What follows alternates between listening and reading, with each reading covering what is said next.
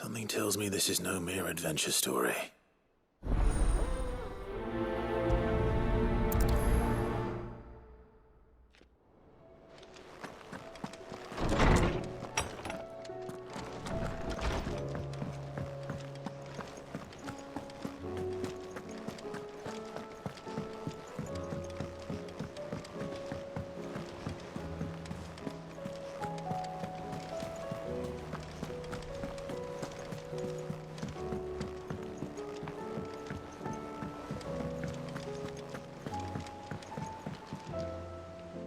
Vivian, I read your note, and I'd be happy to help you find the book you're looking for. Thank you, Clive. But tracking it down will not be easy. Are you sure? Please. You have always granted me your wisdom and insight whenever I asked. It's only right that I return the favor. Or at least attempt to. You are too kind. Alas, what I ask of you is rather more trying than delivering the odd lecture. I spoke with Hippocrates to see if he had any inkling as to where another copy might be found, but... But perhaps it is best that you hear the details from him. If you say so. Forgive me, Clive, for asking this of you. But this book, it set me on the path to becoming who I am today. Its importance cannot be overstated.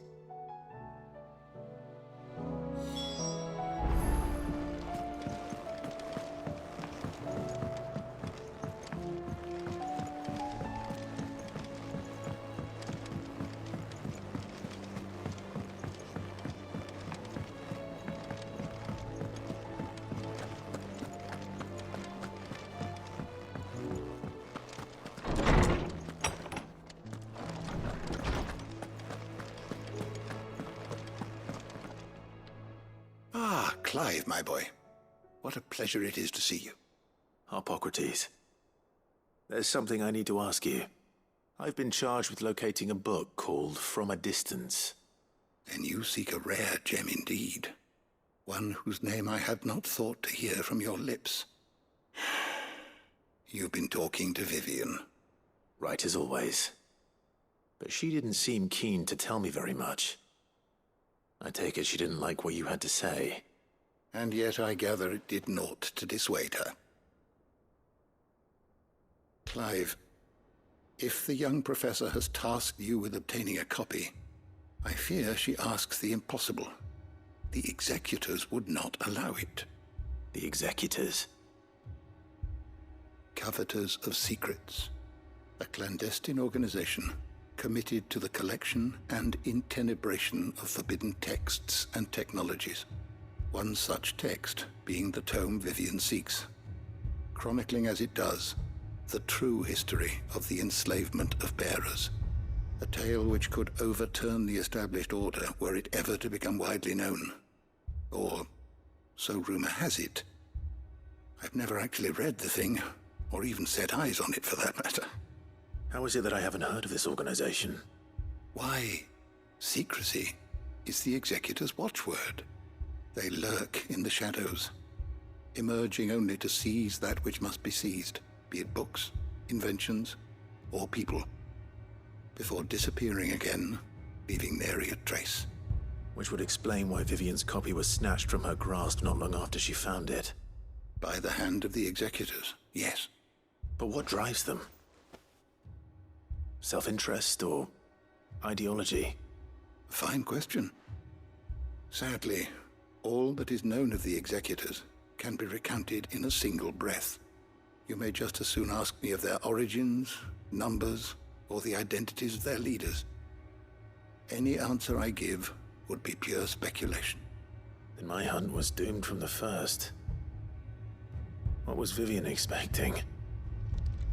That I'd pluck it from thin air? Not from thin air, no. From ash.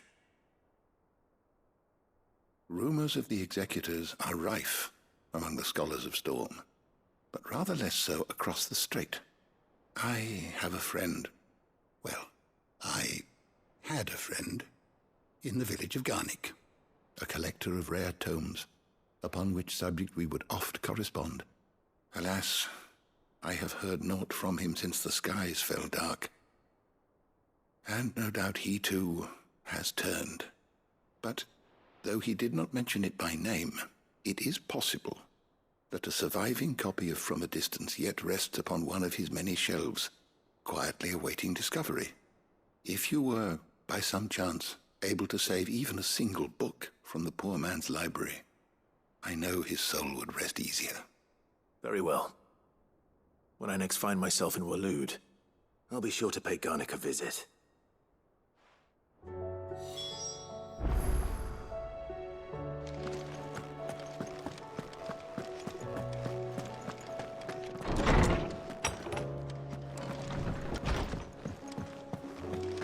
Have you heard the good news, Sid? We've received word that people have started reclaiming their homes in Rosalith. The Imperial Legion was already stretched thin before the Dominion's fall. And it now appears they've abandoned their western garrisons altogether.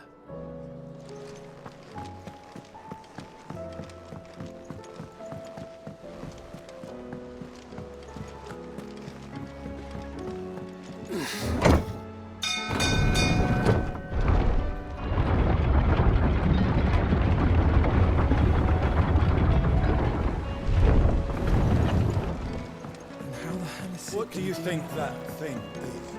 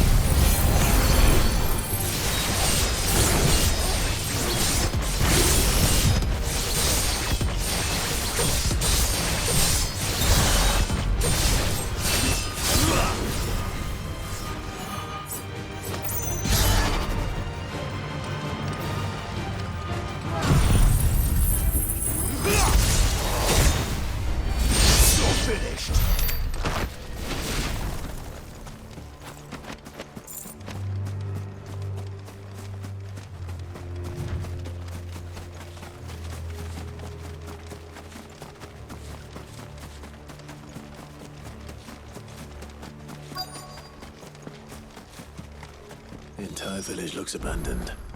Now, which house would a bookworm live in?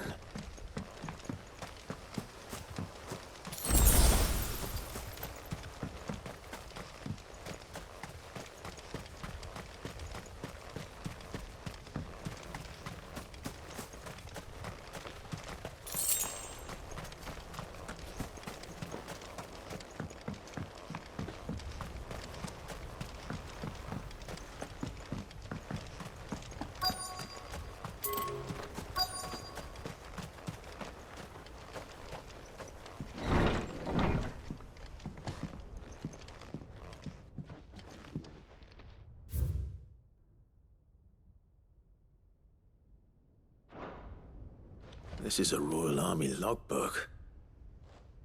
Did he take this from the local barracks?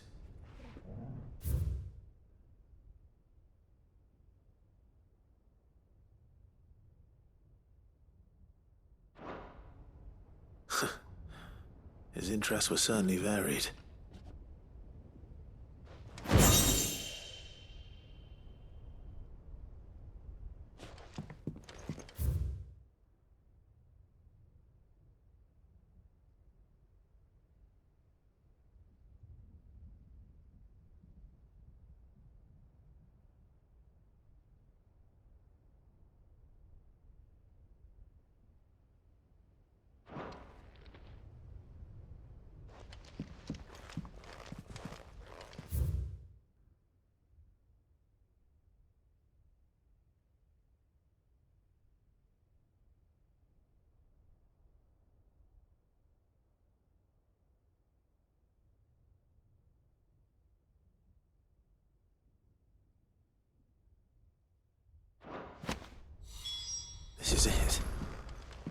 But if what it says is true, I need to get this back to the hideaway.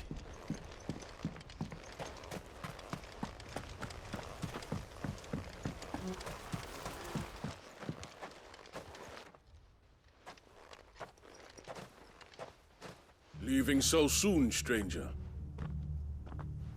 We've been watching you. From a distance, so to speak. Subtle. I know who you are. Then we need not waste time on introductions. Hand me the book. Leave it in our care and return to your life. Your care? Do you mean to burn it or bury it? That is not my decision to make. But by one means or another, its contents shall be removed from the common record. Then I'll have to politely refuse. I won't let you erase our history. Then we find ourselves at an impasse. Very well. The book can just as easily be pried from your dead hand.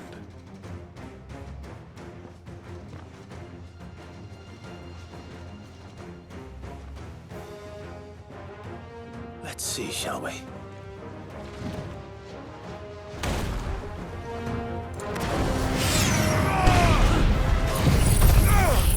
This one.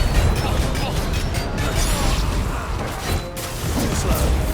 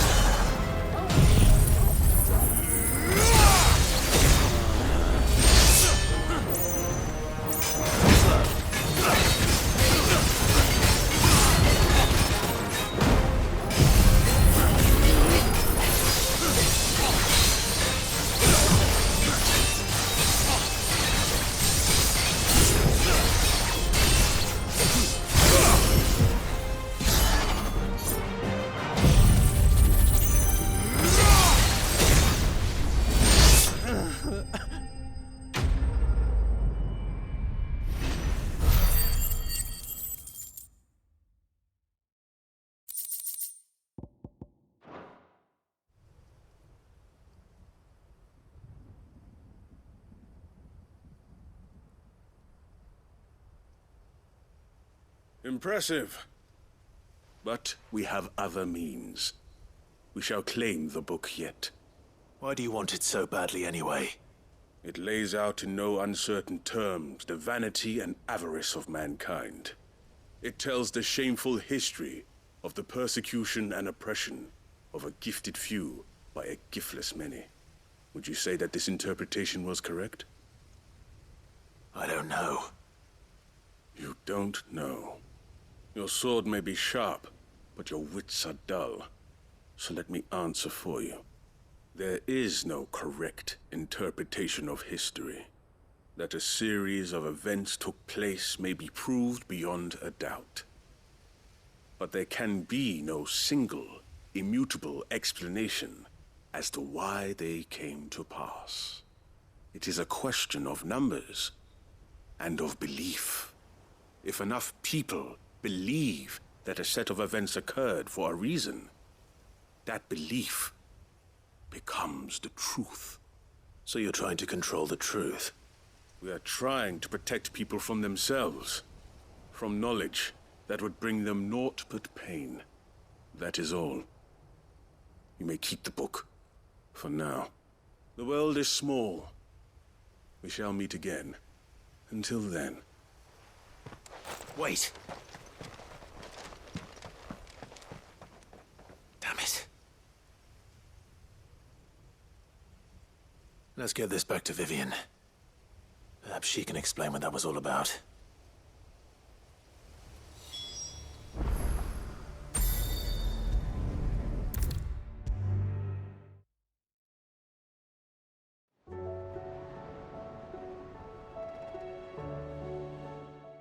Vivian. I found it. The book you lost.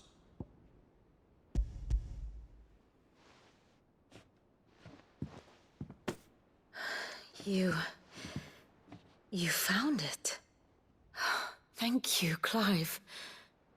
Even though I asked this of you, I was not entirely sure it would be possible. I feared the executors had seized every copy. I met with one of these executors, and I convinced him to let me keep it. He told me something. That the truth is just a matter of collective belief. And that if enough people believe a lie, that lie becomes the truth. It does. But it also means that the truth is not immutable. That it can be changed. Provided that those who wish to change it can convince enough people that their perspective is the correct one. As the sad history of the bearers proves. You said that the book inspired you to become a scholar. It did. Or its author, rather. She was a heretic, you see. A firebrand and a dissenter. A gallows stood ready for her in every corner of the realm. And by shunning society, or perhaps being shunned by it, she stumbled upon a truth so potent that an entire realm trembled at the prospect of its utterance. I, too, have always felt somehow set apart from the world of men. A stranger to my own species.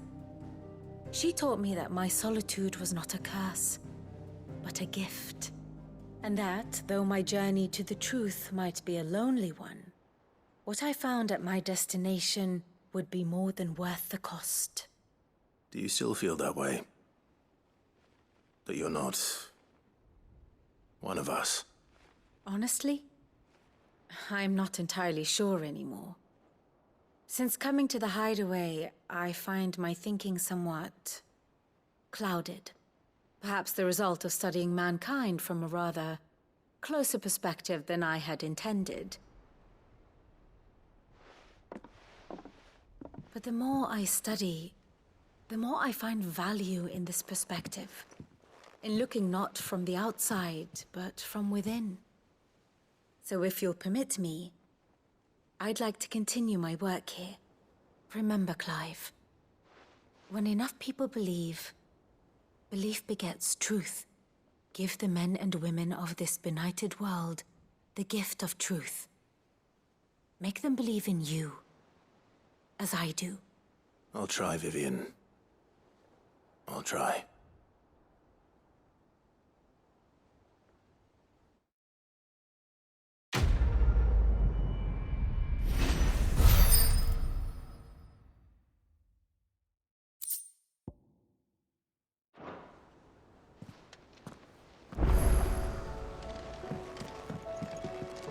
Back again? Truth is but a matter of belief.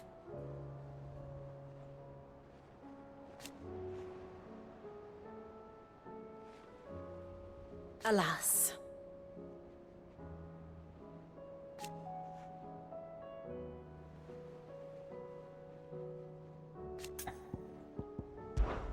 well, Clive?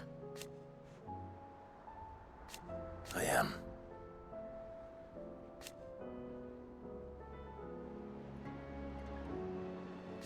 Naturally.